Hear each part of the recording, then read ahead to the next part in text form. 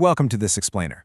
Today, we're jumping straight into a genuinely fascinating investigation of how we actually know what we know. We're going to unpack this deep, structured framework that explores how truth and falsehood aren't just, things we say out loud. They're living realities that are formed through our daily habits. So, let's dive right in. To kick things off, listen to this thought from Thomas Jefferson. It's a powerful reminder that the art of reasoning and actively seeking the truth is completely foundational to a free society. It's the perfect anchor for us. This really sets the stage brilliantly for decoding our source material today, which is definitely going to require us to hone our own reasoning skills. Here is our roadmap for today's explainer. We'll be moving through 6 stages. The process is the work, observation before synthesis, decoding the father of lies, anatomy of a deception, rules of faithful transmission, and finally, the cycle of truth. All right, Section 1, the process is the work. Arriving at the truth, it's not just about reading a book and saying, yep, got it, I'm done. Our source material maps this out as a really dense, recursive framework. It requires memory, synthesis, and action, looping over and over again in this constant cycle. Let's make this super concrete with an analogy from the source that I absolutely love. Just owning a giant, expensive cookbook doesn't magically make you a master chef, right? Just having the information doesn't mean you possess the truth.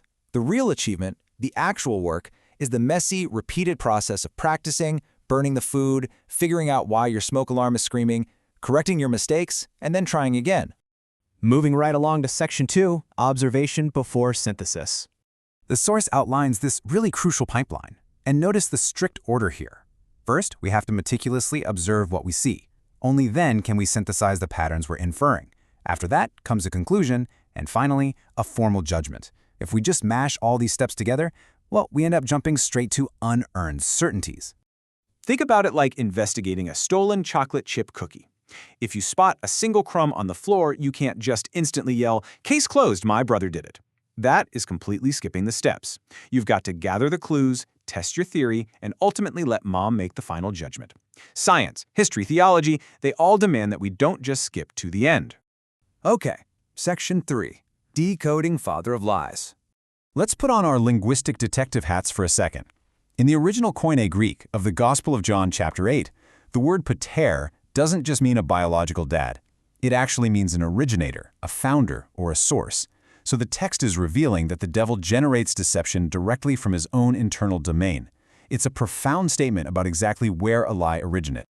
And this gets even more fascinating when we cross-reference it with Old Testament Hebrew. The word av signifies the source of an ongoing tradition. So when the Bible talks about the father of lies, it means a lie is a living, actively transmitted process. We're not talking about a single incorrect sentence here. It's an entire tradition of deception being passed down. Going back to our cookie theme, the person who first baked a chocolate chip cookie is the father of that recipe. Why? Because everyone else's cookies trace their lineage back to that one original source. This perfectly captures the biblical concept of paternity. It's all about being the founder of a tradition that other people copy and reproduce. Which brings us to Section 4, anatomy of a deception. Looking at the famous narrative of Genesis 3, we see that deception is basically a ladder. It almost never starts with a blatant, obvious lie. Instead, it starts with a slippery little question that destabilizes your attention. Then, it subtly twists the command, contradicts the truth, alters how you perceive reality, and finally, it results in you taking action based entirely on that altered reality. The serpent doesn't just pop up and introduce himself as the villain, right? He just slowly, carefully manipulates your focus. Falsehood works by rearranging what you notice until total nonsense starts wearing a tiny graduation cap and calling itself wisdom. And honestly, this proves exactly why we should never trust a talking snake who has suspiciously strong opinions about snacks. Let's look at Section 5, rules of faithful transmission. Here is the absolute core contrast of our source material today.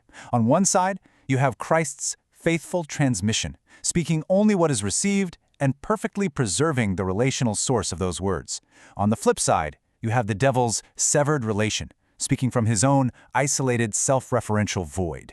Truth actively maintains its connection to the source, falsehood completely severs it. Without that fateful transmission, it's basically the world's worst game of telephone. A simple, helpful message like, hey, bring a pencil to class, gets passed around without anyone checking the source, and suddenly it morphs into a rumor that everyone needs to bring purple swords to class. This shows exactly why maintaining provenance, that clear, unbroken path back to the origin of our information, is absolutely vital. Bringing it back to Jefferson's point, free inquiry and our own personal reason, they're the natural enemies of error.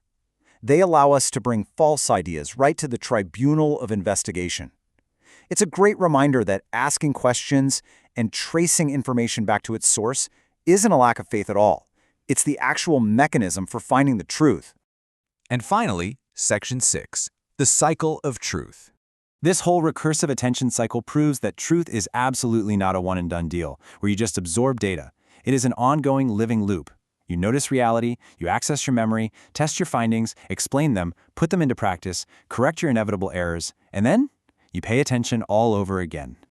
It's exactly like learning to ride a bike. You start off super wobbly, you might steer straight into a bush, but you gradually build the habit. Recursive attention ensures that every time we revisit an idea, we do it with a deeper, more practiced understanding. It's a lot like climbing a spiral staircase. You pass the exact same view, but from a higher, much more enlightened vantage point. So, as we wrap up this explainer, I really want to leave you with a provocative question to chew on.